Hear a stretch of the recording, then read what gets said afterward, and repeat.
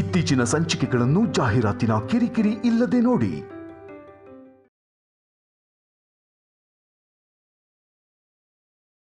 ಅಮ್ಮ ಕಲ್ಯಾಣಿ, ನೀನ್ ಈ ಗೊಂಬೆಗಳನ್ನ ಕೆಲಸ ಇಲ್ಲ ಅಂತ ಮಾಡಿಲ್ಲಮ್ಮ, ಏನೋ ಒಂದು ಹೇಳ್ಬೇಕು ಅಂತ ಮಾಡಿದ್ಯಾ ಅನ್ಸ್ತಿದೆ. ಅದೇನು ಅಂತ ಹೇಳಿದ್ರೆ ನಾವು ಕೇಳಿಸ್ಕೋತೀವಮ್ಮ. ಹೌದಮ್ಮ, ನೀನು ನೋಡ್ತಾ ಇದ್ರೆ ಸಿಟಿಲ್ ಬೆಳೆದಿರೋ ಹುಡುಗಿ ತರ ಇದೆಯಾ, ಆದ್ರೆ ನೀನ್ ಮಾಡಿರೋ ಗೊಂಬೆಗಳು ಡಾಕ್ಟ್ರದು, ಸೈನಿಕರದು, ರೈತರದ್ದು. ಯಾಕೆ ಹೀಗೆ? ಹೇಳ್ತೀನಿ. ನಿಜವಾಗಿ ನಾವಿವತ್ತು ಇಷ್ಟು ಸಂತೋಷವಾಗಿ ಇದೀವಿ ಅಂದ್ರೆ ಅದಕ್ಕೆ 3 ಜನನೇ ಕಾರಣ. ಅವರೇ ಸೈನಿಕ, ರೈತ, ಡಾಕ್ಟರ್.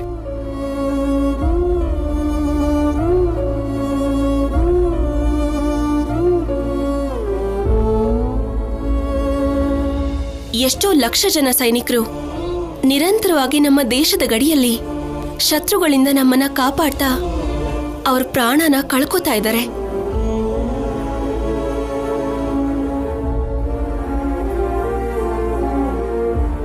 ಎಷ್ಟೋ ಜನ ತಾಯಿಯಂದ್ರು, ಹೆಂಡತಿರು, ಅಕ್ಕಂದ್ರು, ತಂಗಿಯರು ಅವ್ರ ಮಕ್ಕಳನ್ನ, ಗಂಡಂದ್ರನ್ನ, ಒಡ ಹುಟ್ಟಿದವರನ್ನ ನಮಗೋಸ್ಕರ ವೀರ ತಿಲಕ ಇಟ್ಟು ಕಳಿಸ್ತಾ ಇದ್ದಾರೆ. ಅವರೆಲ್ಲರೂ ಪ್ರಾಣನ, ಸಂಬಂಧನ, ಸಂತೋಷನ ತ್ಯಾಗ ಮಾಡ್ತಿರೋದಕ್ಕೆ ನಾವಿಲ್ಲಿ ಹೀಗಿರೋಕಾಗ್ತಿರೋದು.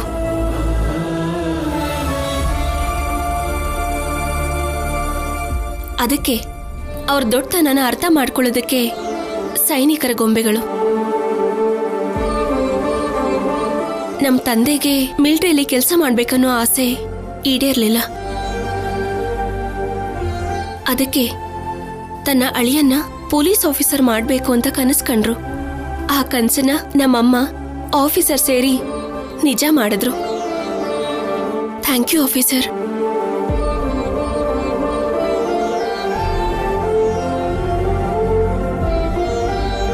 ಇನ್ನು ರೈತರ ವಿಷಯಕ್ಕೆ ಬಂದ್ರೆ, ನಾನು ಹುಟ್ಟಿದ್ದು ಬೆಳೆದಿದ್ದು ಎಲ್ಲ ಸಿಟಿನಲ್ಲೇ.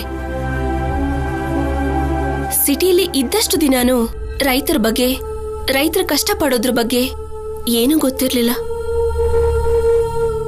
ಯಾಕಂದ್ರೆ ಸಿನಿಮಾ ಸ್ಟಾರ್ಸ್ಗೆ ಏನಾದ್ರೂ ಆದ್ರೆ, ರಾಜಕೀಯ ನಾಯಕರಿಗೆ ಏನಾದ್ರೂ ಚಿಕ್ಕದಾಗಿ ತೊಂದರೆ ಆದ್ರೂ ಗಂಟೆಗಟ್ಲೆ ತೋರ್ಸೋದಕ್ಕೆ ನ್ಯೂಸ್ ಚಾನೆಲ್ಸ್ ಇದೆಯಾ ಹೊರತು ರೈತರ ಬಗ್ಗೆ, ಅವ್ರ ನೋವಿನ ಬಗ್ಗೆ ಹೇಳೋದು ತುಂಬಾ ಕಡಿಮೆ.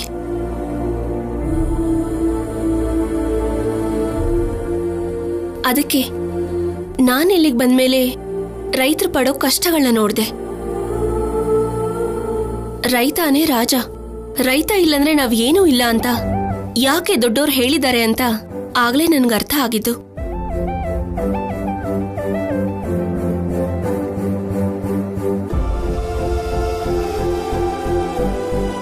ರಾತ್ರಿ ನೋಡ್ದೆ, ಹಗಲು ನೋಡ್ದೆ, ಬಿಸ್ಲನ್ನದೆ, ಚಳಿ ಅನ್ನದೆ, ಮಣ್ಣಿಗಿಳ್ದು ಮಣ್ಣಲ್ಲೇ ಬದುಕ್ತಾ, ಭೂಮಿ ತಾಯಿಗೆ ಗಾಯ ಮಾಡ್ತಾ, ತಾನೂ ಗಾಯ ಮಾಡ್ಕೊಳ್ತಾ, ಕೋಳಿ ಕೂಗ್ತಿದ ಹಾಗೆ ನೇಗ್ಲನ್ನ ಹಿಡ್ಕೊಂಡು ಹೋಗ್ತಾನೆ. ನಮ್ಗೆಲ್ಲ 3 ಹೊತ್ತು ಅನ್ನ ಸಿಗೋ ಹಾಗೆ ಮಾಡ್ತಾನೆ.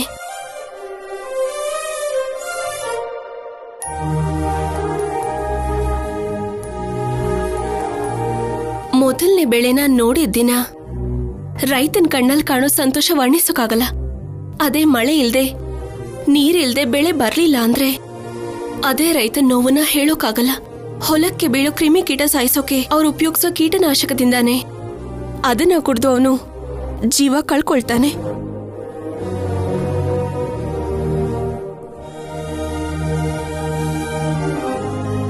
ಅಂತ ರೈತರ ಕಥೆನ ಕೇಳಿದೀನಿ, ನೋಡಿದೀನಿ. ಅದು ಬದಲಾಗ್ಬೇಕು. ಜನರಲ್ಲಿ ಬದಲಾವಣೆ ಬರಬೇಕು. ರೈತರನ್ನ ದೇವರ ಹಾಗೆ ನೋಡ್ಬೇಕು.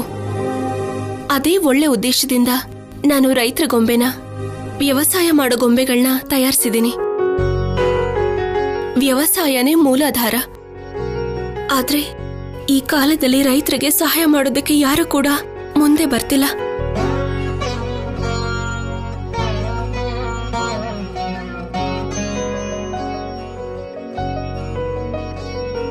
ಇನ್ನು ಡಾಕ್ಟರ್ ಬಗ್ಗೆ ಹೇಳೋದಾದ್ರೆ, ದೇವರ ನಂತರ ಇವರನ್ನೇ ದೇವರು ಅಂತಾರೆ.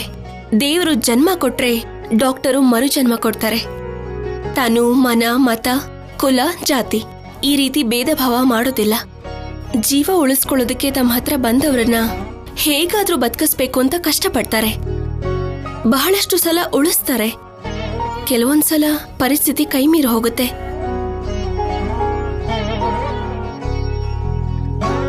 ಆಗ ಬದುಕಿಸೋದಕ್ಕಾಗ್ತಿಲ್ಲ ಅಂತ ಅವ್ರ ಮನ್ಸು ಪಡೋ ನೋವನ್ನ ಹೇಳೋದಕ್ಕಾಗಲ್ಲ. ಅದೆಲ್ಲ ಸಹಿಸ್ಕೊಳ್ತಾ ನಮಗೋಸ್ಕರ ಪ್ರಾಣನ ತೆಗಿಯೋ ಅಂಟು ರೋಗನ ಕೂಡ ಲೆಕ್ಕಕ್ಕಿಟ್ಕೊಳ್ದೆ ಜನರನ್ನ ಕಾಪಾಡ್ತಿರೋ ಡಾಕ್ಟರ್ ಎಷ್ಟೋ ಜನ ಇದ್ದಾರೆ.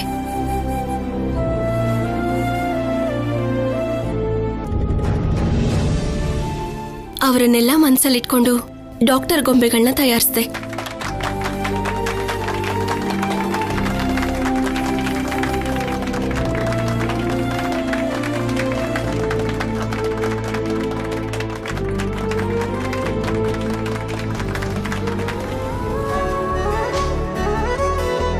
ಅಮ್ಮ, ಪೂಜೆ ಪೂರ್ತಿ ಆಯ್ತು.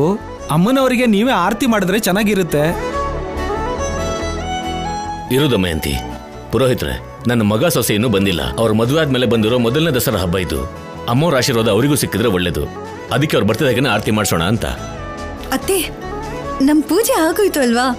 ಬೇಗ ನೈವೇದ್ಯ ಸಮರ್ಪಿಸಿ ಆರತಿ ಮಾಡಿದ್ರೆ ಏನಾದ್ರೂ ತಿನ್ಬೋದು. ಹಸುವಾಗ್ತಿದೆ ಅತ್ತೆ. ಒಂದ್ ಹೊತ್ತು ತಡವಾಗಿ ತಿಂದ್ರೆ ಏನೂ ಆಗಲ್ಲ, ಇನ್ನು ಆರೋಗ್ಯಕ್ಕೆ ಒಳ್ಳೇದು ಕೂಡ.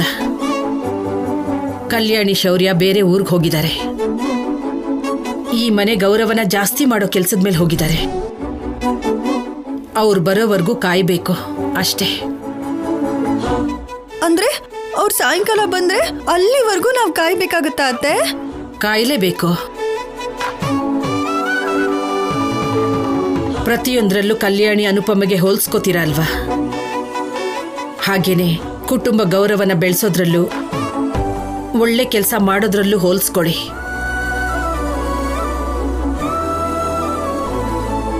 ನಿಮ್ಮ ಸ್ಥಾನ ಏನೋ ಅವ್ರ ದೊಡ್ಡತನ ಏನೋ ನಿಮ್ಗೆ ಗೊತ್ತಾಗುತ್ತೆ. ಸರಿಯಾಗಿ ಹೇಳಿದ್ಯಮ್ಮ. ಅಷ್ಟೇ ಯಾಕೆ ಪಲ್ಲವಿ, ಅನುಪಮ ಅಮ್ಮನ ಹಾಗೆ ಅಮ್ಮನವರ ಪೂಜೆಗೆ ಸಂಬಂಧಿಸಿರೋ ಹಾಡಾಗ್ಲಿ ಸ್ತೋತ್ರನಾಗ್ಲಿ ಓದು. ಅಥವಾ ಕಲ್ಯಾಣಿ ಹಾಗೆ ನಿಮ್ಮಲ್ಲಿರೋ ಕಲೆ ಏನಾದ್ರೂ ತೋರಿಸಿ. ಸುಮ್ನಿರಿ. ನೀವು ದೊಡ್ಡವರು ಅಂತ ಒಪ್ಕೋತೀವಿ. ಎಲ್ರೂ ಹೇಳ್ತಾ ಇರ್ತಾರೆ ಒಂದು ಗಂಡಸಿನ ಗೆಲುವು ಹಿಂದೆ ಒಂದು ಹೆಂಗಸಿರ್ತಾಳೆ ಅಂತ. ಆದ್ರೆ ನಿಮ್ಮಿಬ್ಬರು ನೋಡ್ತಿದ್ರೆ ಇಬ್ರು ಒಬ್ಬರನ್ನೊಬ್ರು ಅರ್ಥ ಮಾಡ್ಕೊಂಡಿರೋದಿಕ್ಕೇನೆ ಕಲ್ಯಾಣಿ ಅವ್ರ ಒಳಗಿರೋ ಟ್ಯಾಲೆಂಟ್ ಹೊರಗೆ ಬಂದಿದೆ ಅಂತ ನಮ್ಗೆ ಅರ್ಥ ಆಗ್ತಿದೆ. ನಿಜ ಹೇಳಿದ್ರಿ. ನಾನು ಆಫೀಸರ್ ಸಾಧಿಸೋ ಜಯದ ಹಿಂದೆ ಇದೀನೋ ಇಲ್ವೋ ಗೊತ್ತಿಲ್ಲ, ಆದ್ರೆ ನಾನಿಡೋ ಪ್ರತಿ ಹೆಜ್ಜೆ ಹಿಂದೆ ನಮ್ಮ ಆಫೀಸರ್ ಇರ್ತಾರೆ.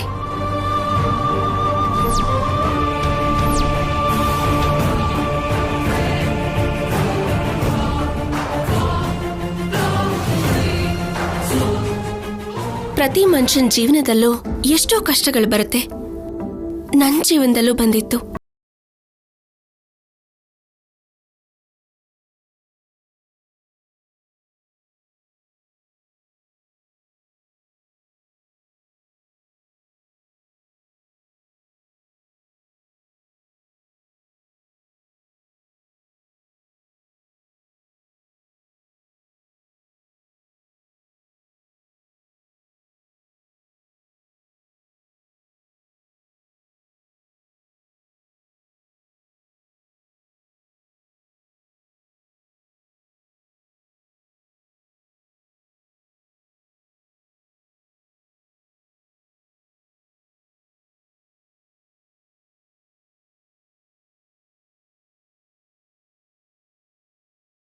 ಆದ್ರೂ ಅನ್ಸುತ್ತೆ ಅಂದ್ರೆ ಅದು ಅರ್ಥ ಮಾಡ್ಕೊಳ್ಳೋ ಗಂಡ ಸಿಕ್ಕಿದಾನೆ ಅಂದಾಗ.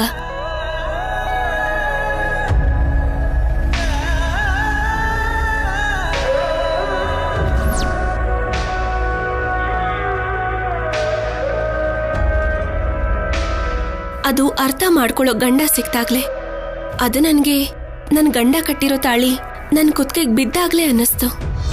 ತುಂಬಾ ಚೆನ್ನಾಗಿ ಹೇಳಿದೆ ಅಮ್ಮ. ಇಷ್ಟು ಪ್ರೀತಿಯಿಂದ ನೋಡ್ಕೋತಾರೆ ಅಂದ್ರೆ ನೀನ್ ನಿಜವಾಗ್ಲೂ ಅದೃಷ್ಟವಂತಲೆ. ಅಲ್ಲ ಮೇಡಮ್, ನನ್ನ ಅದೃಷ್ಟ. ಕಲ್ಯಾಣಿ ನನ್ನ ಜೀವನದಲ್ಲಿ ಬರೋಕ್ಕೂ ಮುಂಚೆ ನಾನೊಬ್ಬರಿಗೆ ಮನ್ಸು ಕೊಟ್ಟಿದ್ದೆ.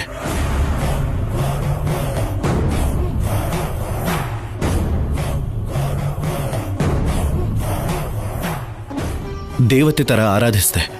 ಅವಳಿಗೇನಾದ್ರೂ ಆದ್ರೆ ನನ್ನ ಪ್ರಾಣನೇ ಹೋದಾಗ ಅನಿಸ್ತಿತ್ತು. ಅವಳು ಕೂಡ ಹಾಗೆ ಪ್ರೀತಿಸ್ತಾಳೆ ಅನ್ಕೊಂಡೆ.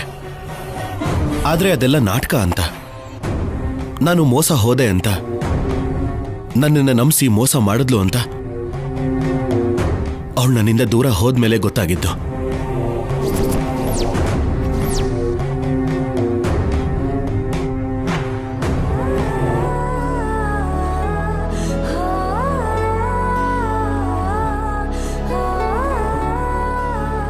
ಎಷ್ಟು ಒದ್ದಾಡದ್ನೋ, ಮತ್ತೆ ಮಾಮೂಲಿ ಮನುಷ್ಯ ಆಗೋದಕ್ಕೆ ಎಷ್ಟು ಟ್ರೈ ಮಾಡಿದೆ ಅಂತ ನನಗೆ ಮಾತ್ರ ಗೊತ್ತು.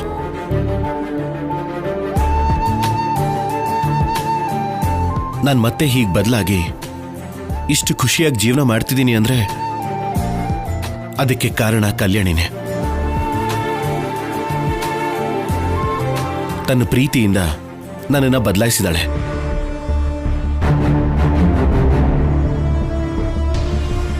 ರಾಕ್ಷಸಿ ಅಂತ ಅವಳು ನನ್ನ ಜೀವನದಿಂದ ಹೊರಟು ಹೋಗಿದ್ದೆ ಒಳ್ಳೇದಾಯ್ತು.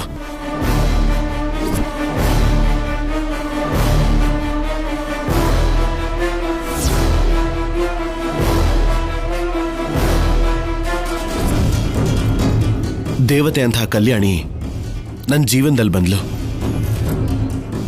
ಇಲ್ಲಿವರೆಗೂ ನನ್ನಿಂದ ಅವಳ ಜೀವನ ಬದಲಾಗಿದೆ, ಆನಂದವಾಗಿದೆ ಅಂತ ಕಲ್ಯಾಣಿ ಹೇಳಿದ್ಲೇ ಹೊರತು ಇವಳಿಗಿಂತ ಹೆಚ್ಚು ಆನಂದವಾಗಿ ನಾನಿದ್ದೀನಿ.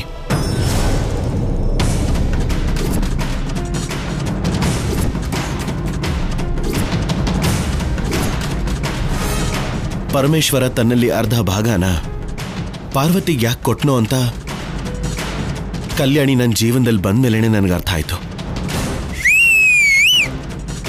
ಸೂಪರ್ ಆಗಿ ಹೇಳಿದ್ರಿ ಇಬ್ರು.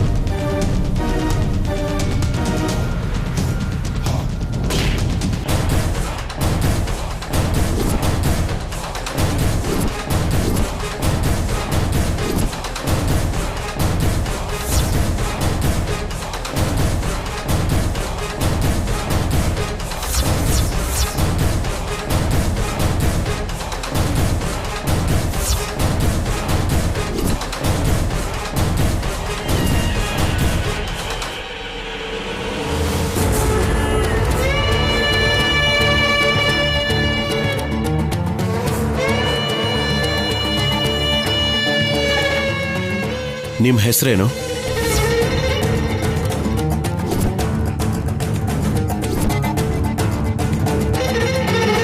ಕೇಳ್ತಿರೋದು ನಿಮ್ಮನ್ನೇ. ನಿಮ್ಮ ಹೆಸರೇನು?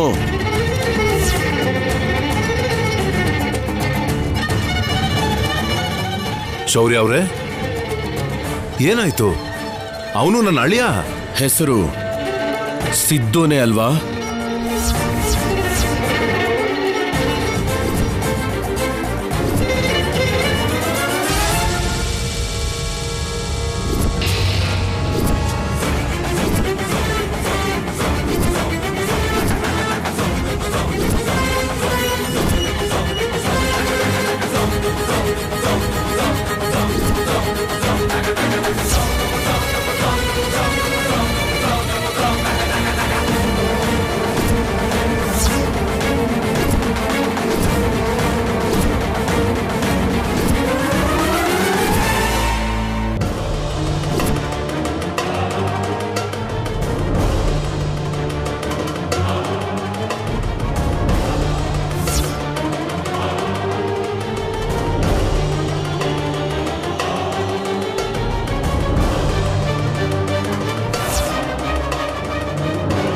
ಏಯ್ ಏಯ್ ಸಿದ್ದು ಸಿದ್ದು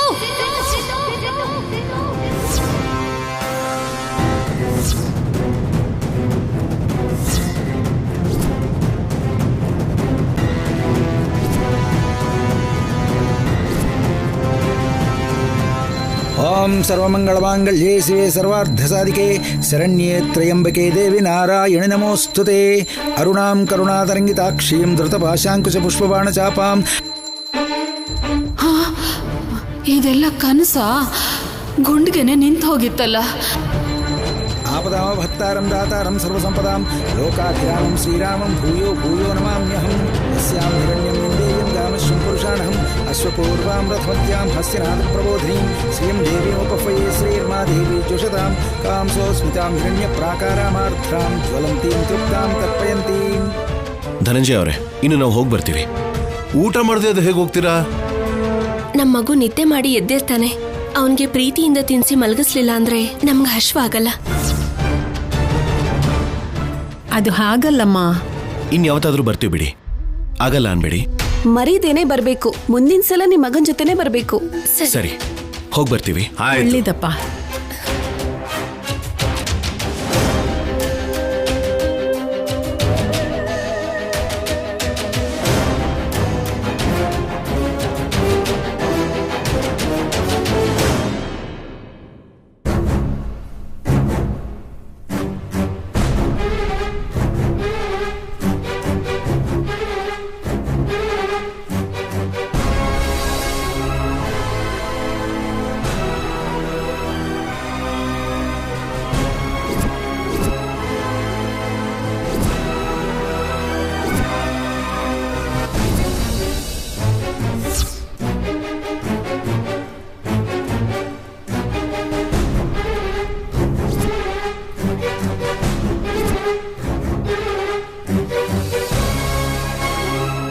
ಶೌರ್ಯ ಕಲ್ಯಾಣಿಯವರು ಗುರ್ತು ಹಿಡಿತಾರೇನೋ ಅಂತ ಭಯದಲ್ಲಿ ಸತ್ತು ಹೋಗಿದ್ದೆ ಸಿದ್ದು. ತಲೆ ಕೆಟ್ಟೋಗಿದೆ. ಇನ್ನೆಷ್ಟು ದಿನ ಹೀಗೆ ಸಿದ್ದು? ಕ್ಷಣ ಕ್ಷಣ ಭಯದಲ್ಲಿ ಬದುಕೋದು. ಹೀಗ್ ಬದುಕೋದಕ್ಕೇನಾ ನಾವಷ್ಟು ರಿಸ್ಕ್ ತಗೊಂಡು ಒಂದಾಗ್ಬೇಕು ಅನ್ಕೊಂಡಿದ್ದು? ಇನ್ನೆಷ್ಟು ದಿನ ಹೀಗೆ ಸಿದ್ದು? ಮಾತಾಡು. ಆ ಕಲ್ಯಾಣಿಯಿಂದ ನಮ್ಗೆ ಪ್ರಾಬ್ಲಮ್ಸ್ ಬಂತು ಅಂತ ಅವಳನ್ನ ಸಿಕ್ಕಾಕ್ಸ್ಬೇಕು ಅಂತ ಅವಳ ಮೇಲೆ ಆರೋಪ ಮಾಡೋ ಹಾಗೆ ಲೆಟರ್ ಬರೆದು ಬಂದ್ಬಿಟ್ವಿ. ಆದ್ರೆ ಕೊನೆಗೆ ಅವಳು ಶೌರ್ಯನ್ ಪಕ್ಕದಲ್ಲಿ ತುಂಬಾ ಸಂತೋಷವಾಗಿದ್ದಾಳೆ. ಒಬ್ರಿಗೋಸ್ಕರ ಒಬ್ರು ಹುಟ್ಟಿದಾರೇನೋ ಅನ್ನೋ ಹಾಗೆ ಹೇಳ್ಕೊತಾ ಇದ್ದಾರೆ. ಶೌರ್ಯ ಅಂತೂ ಪ್ರತಿ ನಿಮಿಷ ಕಲ್ಯಾಣಿನ ದೇವತೆ ಅನ್ನೋ ಹಾಗೆ ನೋಡ್ಕೋತಿದ್ದಾನೆ. ಅವರಷ್ಟು ಸಂತೋಷವಾಗಿ ನಾವ್ ಹೀಗಿರೋದು ನನಗ್ ಸ್ವಲ್ಪನೂ ಇಷ್ಟ ಆಗ್ತಿಲ್ಲ. ಏನ್ ಮಾಡೋದು ಸ್ಯಾಮ್, ಅವ್ರ ಹಣೆ ಬರ ಚೆನ್ನಾಗಿದೆ.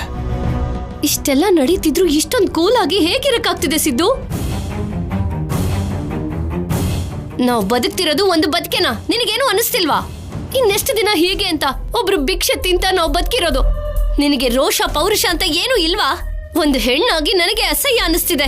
ಬಿಟ್ಟಿಯಾಗಿ ಸಿಕ್ತಿರೋ ಊಟ ಮಾಡಿ ಮಾಡಿ ಹೀಗ್ ಬದುಕೋದೇ ಅಭ್ಯಾಸ ಆಗಿದೆ ಅನಿಸ್ತಿದೆ. ನಿನ್ ಕೈಯಲ್ಲಿ ಆಗ್ಲಿಲ್ಲ ಅಂದ್ರೆ ಹೇಳು, ನನ್ ಜೊತೆ ಬಾ, ಮತ್ತೆ ಹೈದರಾಬಾದ್ ಹೋಗೋಣ. ನಿನ್ನ ನಂಬ್ಕೊಂಡ್ ಬಂದಿರೋ ತಪ್ಪಗೆ ಭಿಕ್ಷೆನಾದ್ರೂ ಬೇಡಿ ನಿನ್ನ ಸಾಕ್ತೀನಿ. ಬಾಯ್ ಮುಚ್ಚು. ಇನ್ನೊಂದ್ ಮಾತ್ ಮಾತಾಡಿದ್ರೆ ಏನ್ ಮಾಡ್ತೀನಿ ನನ್ಗೆ ಗೊತ್ತಿಲ್ಲ ಸಂಪದ.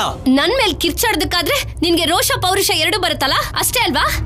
ಏನೇ ಅವಾಗಿಂದ ನೋಡ್ತಾ ಇದ್ದೀನಿ, ನನ್ ಮಗನ ಬೈತಾನೆ ಇದೆಯಲ್ಲ, ಮೈಗೆ ಹೇಗಿದೆ? ಇಷ್ಟಕ್ಕೂ ನಿನ್ಗೇನೋ ಕರ್ಮಸಿದ್ದು ಇವಳತ್ರ ಬೈಸ್ಕೋತಾ ಇದ್ಯಾ? ನಿನ್ಗೆ ಲಕ್ಷ ಸಲ ಹೇಳಿದೀನಿ ಇವಳಿಗೆ ಸಲಿಗೆ ಕೊಡ್ಬೇಡ ಅಂತ. ನೀನ್ ನನ್ ಮಾತ್ ಕೇಳಿದ್ರೆ ತಾನೆ. ಇವಾಗ ನೋಡ್ದ್ಯಾ, ನಿನ್ನ ಕೈಲಾಗದೆ ಇರೋ ಹೇಳಿ ಅಂತಿದ್ದಾಳೆ. ನಾನು ಹಾಗೆ ಹೇಳಿಲ್ಲ. ನೀವು ಅನಾವಶ್ಯಕವಾಗಿ ಬಂದು ನಮ್ಮ ಮಧ್ಯೆ ಕಿಚ್ಚ ಹಚ್ಚೋದಕ್ಕೆ ಅಂತ ನೋಡ್ಬೇಡಿ. ಚೆನ್ನಾಗಿರಲ್ಲ ಹೇಳ್ತಿದ್ದೀನಿ. ನೋಡ್ದ್ಯಾ ನಿನ್ ಕಣ್ ಮುಂದೆನೆ ನಿನ್ ಹೆತ್ತ ತಾಯಿಗೆ ಬೆರಳು ತೋರಿಸಿ ಹೇಗ್ ಮಾತಾಡ್ತಿದ್ದಾಳೆ ಅಂತ. ಮೊನ್ನೆ ಕೂಡ ಹೀಗೆ ಕಣೋ, ನೀನ್ ಇಲ್ದೇ ಇರುವಾಗ ಬಾಯಿಗೆ ಬಂದಾಗ ಮಾತಾಡಿದ್ಲು. ನೀನ್ ಬಂದಿದ ತಕ್ಷಣ ಮಾತ್ ಬದಲಾಯಿಸ್ಬಿಟ್ಲು. ಇವಾಗ ನಿನ್ ಮುಂದೆನೆ ಒಂದೇ ಸಮ ಮಾತಾಡ್ತಿದ್ದಾಳೆ. ಅಯ್ಯೋ ಅಯ್ಯೋ ಅಯ್ಯೋ, ಏನೋ ಅನ್ಕೊಂಡಿದ್ದೆ. ಇವಳ ಹತ್ರ ತುಂಬಾ ಹುಷಾರಾಗಿರ್ಬೇಕು ಕಣೋ ಸಿದ್ದು. 7ನೇ ಶನಿ ಬೆನ್ ಹತ್ತಿರೋ ಹಾಗೆ ನಿನ್ ತಲೆ ಮೇಲೆ ಕೂತಿದ್ದಾಳೆ ಇವಳು. ಅದಾದ್ರೂ ಪರವಾಗಿಲ್ಲ, 14 ವರ್ಷಕ್ಕೆ ಹೋಗುತ್ತೆ. ಇವಳು ನಿನ್ ಜೀವನ ನಾಶ ಮಾಡೋವರೆಗೂ ಬಿಡೋ ಹಾಗೆ ಕಾಣ್ತಿಲ್ಲ ಕಣೋ. ಆ ಕಲ್ಯಾಣಿನ ಮದ್ವೆ ಮಾಡ್ಕೊಂಡು ಶೌರ್ಯ ಆರಾಮಾಗಿದ್ದಾನೆ. ಇವಳನ್ನ ಕರ್ಕೊಂಡ್ ಬಂದಿದ್ದಕ್ಕೆ ನಿನ್ ಏನ್ ಸಿಕ್ತು? ಇನ್ನೇನ್ ಉಳಿದಿದೆ? ಊರ್ ಬಿಟ್ಟು ದೇಶ ಬಿಟ್ಟು ತಿರುಗೋದು, ಆ ಶೌರ್ಯನ್ ಕಣ್ ತಪ್ಸಿ ಓಡಾಡೋದು, ಮಾರುವೇಷ ಹಾಕೊಳ್ಳೋ ಪರಿಸ್ಥಿತಿ, ಕಳ್ರ ಹಾಗೆ ಓಡಾಡೋ ಪರಿಸ್ಥಿತಿ. ಇಷ್ಟಕ್ಕೂ ಇವಳೇನ್ ಮದುವೆ ಆಗದೆ ಇರೋ ಹುಡುಗಿನ? ಅದು ಅಲ್ಲ, ಸೆಕೆಂಡ್.